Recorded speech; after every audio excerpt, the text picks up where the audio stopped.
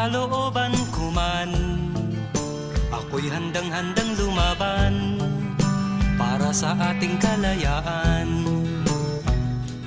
Ngunit bakit ang minimithing kapayapaan ay daraanin sa digmaan? Makamtan lang ang kalayaan. Digmaan, walang kasing pait na kapalaran, walang kasing lupit. Digmaan, wala ni katiting na kagandahan, wag sanang darating.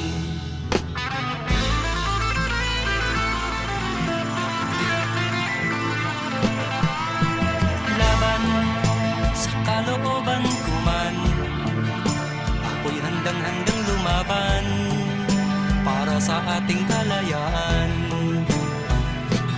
Ngunit bakit hindi ko rin maintindihan, magkapwa tao'y naglalaban, taya ang buhay sa digmaan. Digmaan, walang kasing pait na kapalaran, walang kasing lupit. Digmaan, wala ni katiting na kagandahan, wag sanang darating.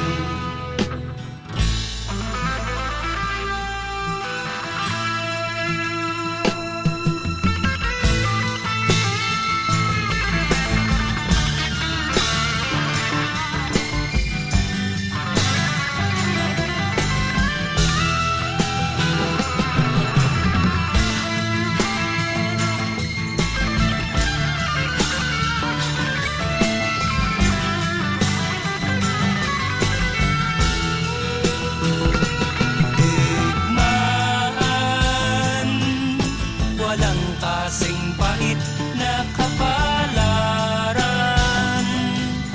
walang kasing lupit. Digmaan, wala ni katiting na kagandahan, wag sanang darating. Digmaan, walang kasing pait na kapalaran,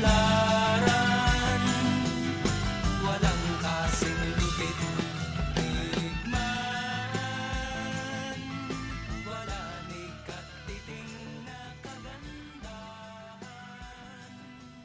wag sanang darating.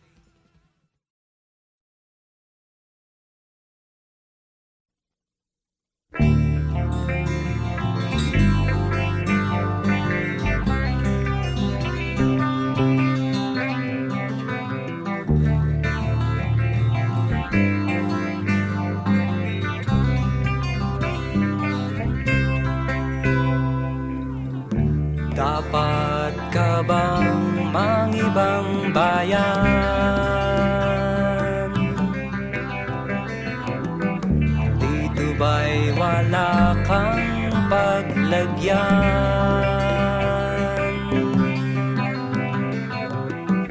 Tungkol sa bebot, dito'y maraming okay. Ang kelot ay kulang.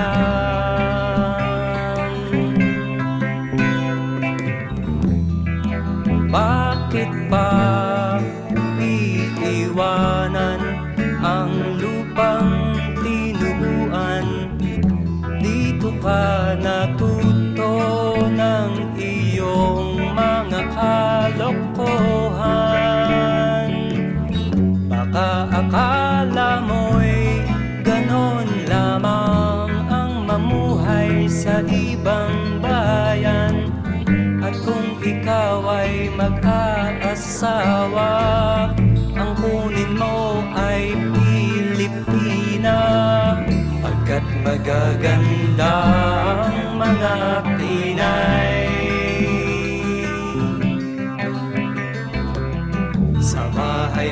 sila'y mahuhusay. Kumustahin kung manamit, okay lang.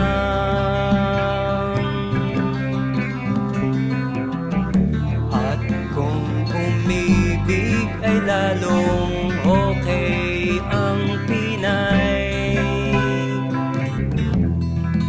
Bakit pa iiwanan ang lupang tinubuan? Dito ka natuto ng iyong mga kalokohan. Baka akala mo'y ganun lamang ang mamuhay sa ibang bayan. At kung ikaw ay mag-aasawa, ang kunin mo ay Pilipina. Pagkat magaganda ang mga Pinay. Sa bahay man sila'y mahuhusay. Kung minsan ay selosa rin ang Pinay. Pagkat ang selos ay tanda lang ng pagmamahal ng Pinay.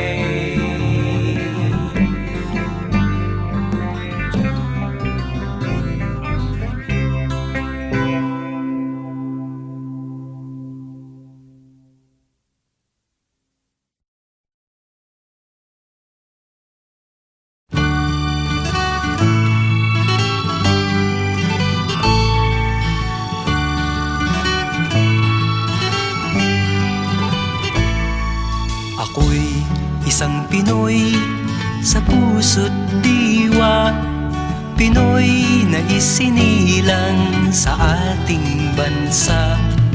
Ako'y hindi sanay sa wikang mga banyaga. Ako'y Pinoy na mayroong sariling wika.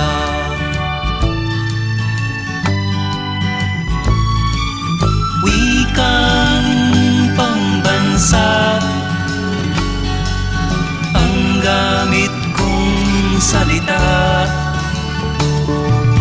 Bayang kong sinilangan, hangad kong lagi ang kalayaan. Sigat Jose Rizal nooy nagwika. Siya ay nagpangaral sa ating bansa. Ang hindi raw magmahal sa sariling wika ay higit pa ang amoy sa mabahong isda.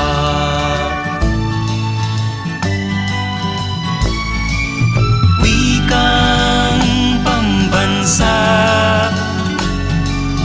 ang gamit kong salita. Bayang kong sinilangan, hangad kong lagi ang kalayaan. Ako'y isang Pinoy sa puso't diwa, Pinoy na isinilang sa ating bansa. Ako'y hindi sanay sa wikang mga banyaga. Ako'y Pinoy na mayroong sariling wika.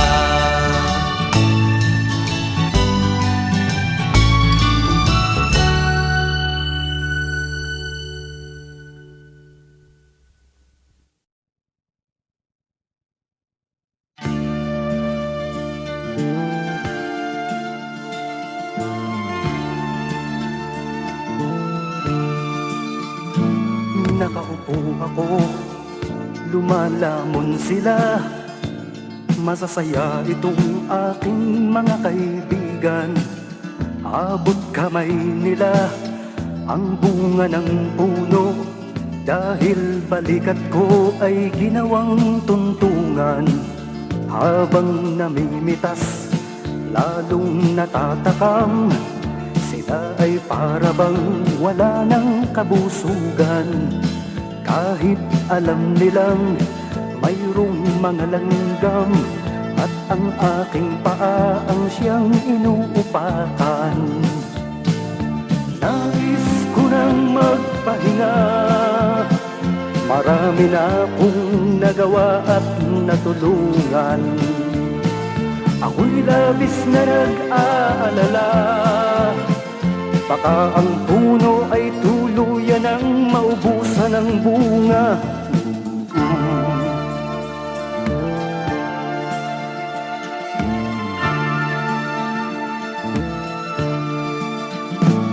Nakaupo ako, nagbabantay sila. Ang mga aso ko'y laging maaasahan. Hindi ko lang alam ang binabantayan. Ito bang puno o itong aking upuan? Itali ko kaya sa bahay ng langgam? Maglilingkod ba o maghahari-harian? Masasagot lamang ang malaking tanong kapag ako ay nawala na ng lubusan. Nais ko nang magpahinga, marami na akong nagawa at natulungan. Ako'y labis na nag-aalala, baka itong mga aso ay maulol at magwala.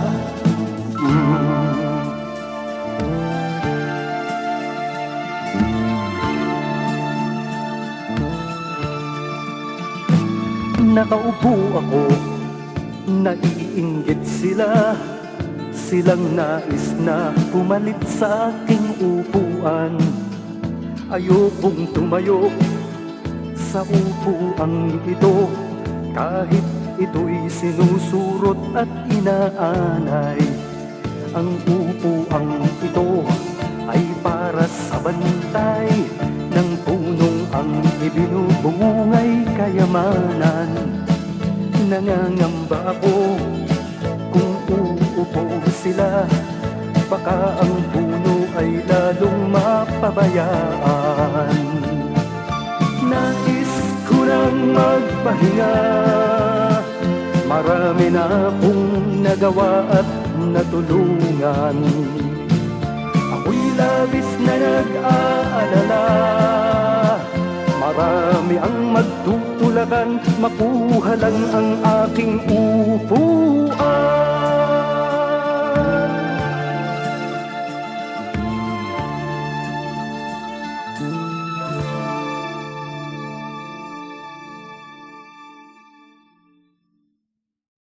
Ako'y labis na nag-aalala, baka ang puno ay tuluyan ng maubusan ng bunga.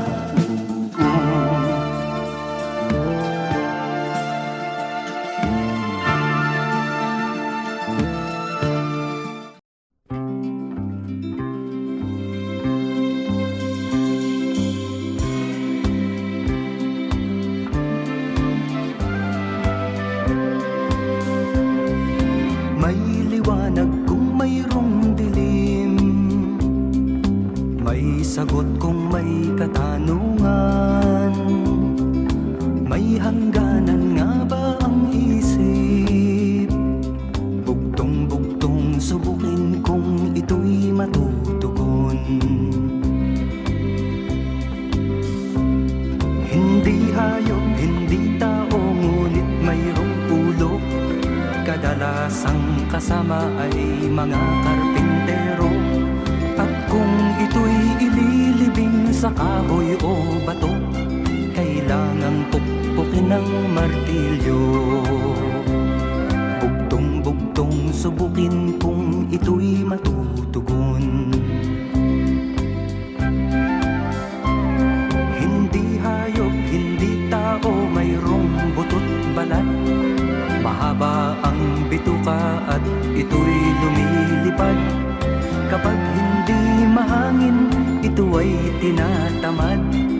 asahan mong ito ay sasadsad. Bugtong-bugtong subukin kung ito'y matutugon.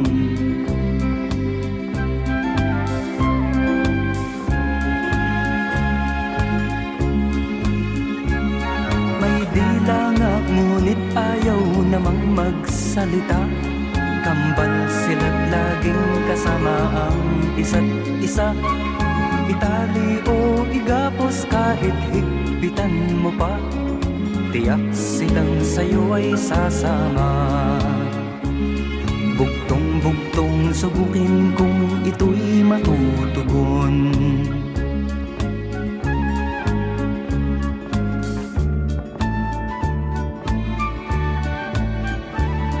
Mayroong araw, mayroong buwan, hindi naman langit. Mayroong katapusan, ngunit muling nagbabalik. Tumatanda ngunit isang taong gulang lagi. Wakas niya ay ipinagbubunyi. May liwanag kung mayroong dilim, may sagot kung may katanungan. May hangganan nga ba ang isip? Bugtong-bugtong subukin kung ito'y matutugon. Bugtong-bugtong subukin kung ito'y matutugon.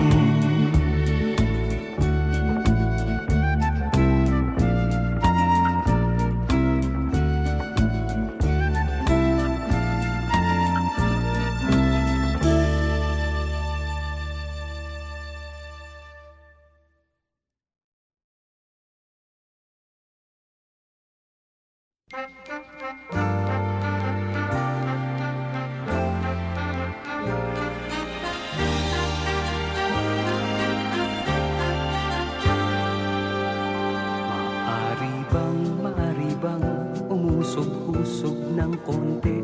Hati-hati dahil masyadong masikip ang upuan. At kung iyong kausapin, ako na may hindi maselan at payag. Matabihan, umusog ng konti. Maari bang umusog-usog ng konti? Madadaan sa usapan ang maaring pag-awayan.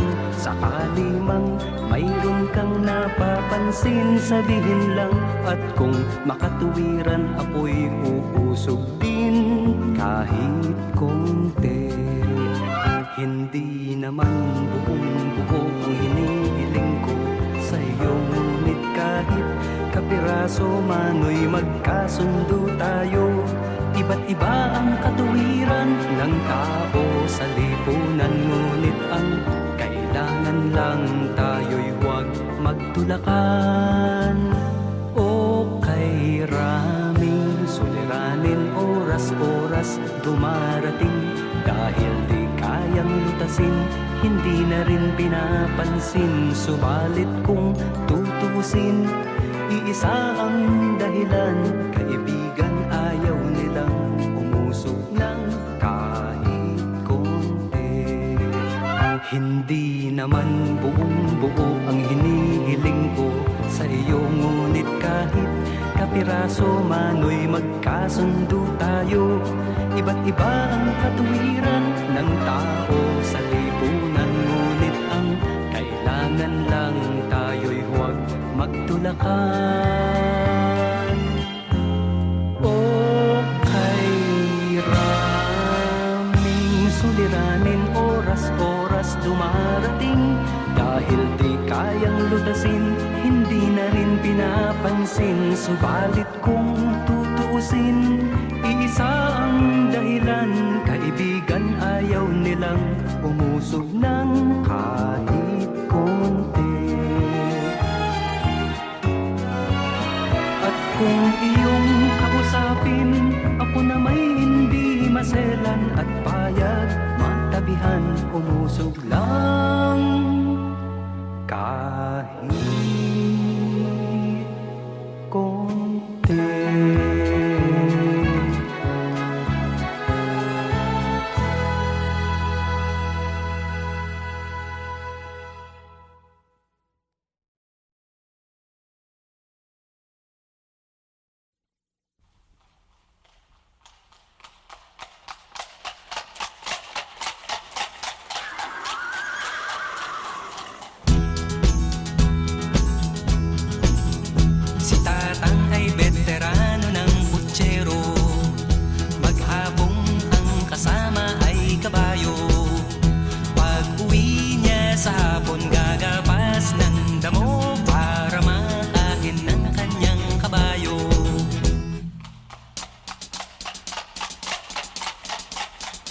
Si Tatang ay di primerang kaskasero, kaya't tuloy natatakot ang pasahero. Gusto'y laging matulin, hawak ang latigo, at kaliwat kanan ang palo sa kabayo. O Tatang ko na kaskasero, huwag paluin ng paluin ang kabayo. Pag ang kabayo'y nalito, hindi na magpreno, ang punta mo ay sementeryo.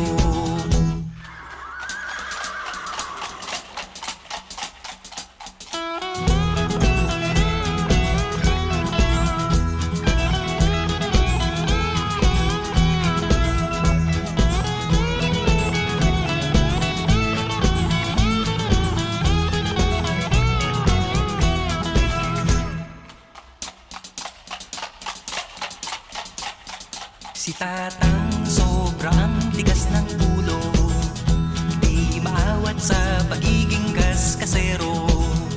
Gusto'y laging matulin ang takbo ng kabayo, dapat sa kanya ay driver ng bumbero. O Tatang ko na kaskasero, huwag paluin ng paluin ang kabayo. Pag ang kabayo'y nalito,